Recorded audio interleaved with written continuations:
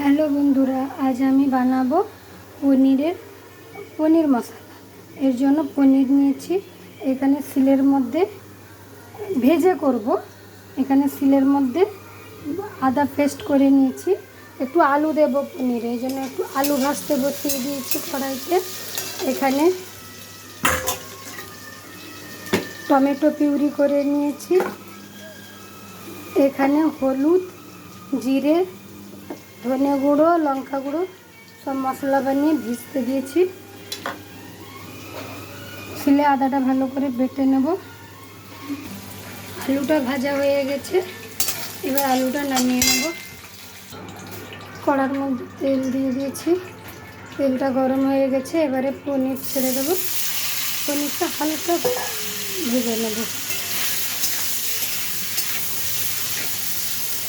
এখানে আমি আলু দেওয়ার কারণ হচ্ছে আমার ঘরে ছোট বাচ্চা আছে, আর আলু দিয়ে খেতে ভালো লাগে বেশ। পনিরটা আমার ভাজা হয়ে গেছে, এবার নামিয়ে নেব। কড়ার মধ্যে তেলটা গরম হয়ে গেছে, এবার ফোড়ন দেব। জিরে, শুকনো লঙ্কা, তেজপাতা,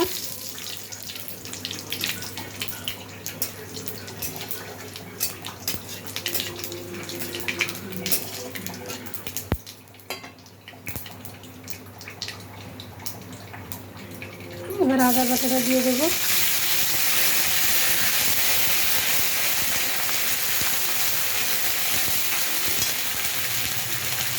টমেটো পিউরিটা দিয়ে দেবো।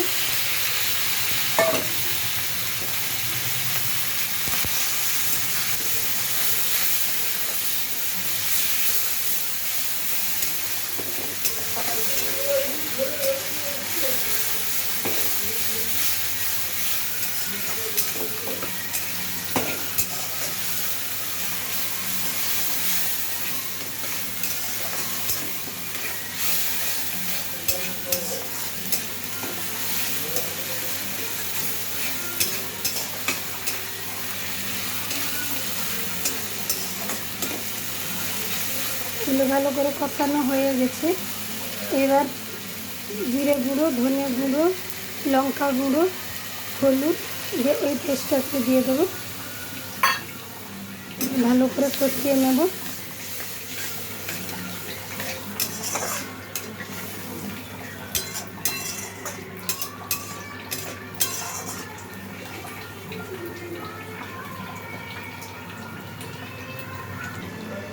এবার আলু মশলাটা কষানো হয়ে গেছে।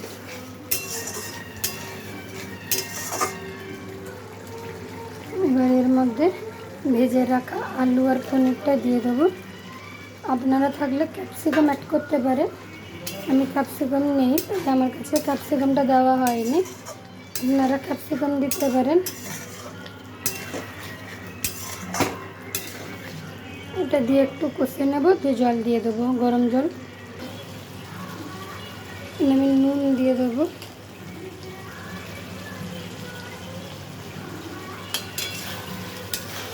আর কষানো হয়ে গেছে। গরম করে রাখা জলটা দিয়ে দেবো।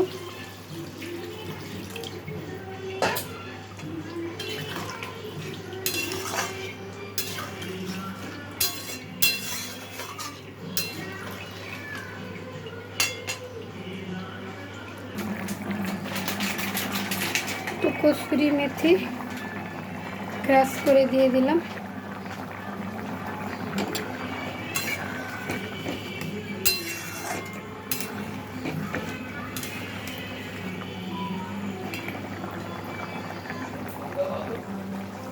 এক চামচ মতন ঘি দিয়ে দেবো।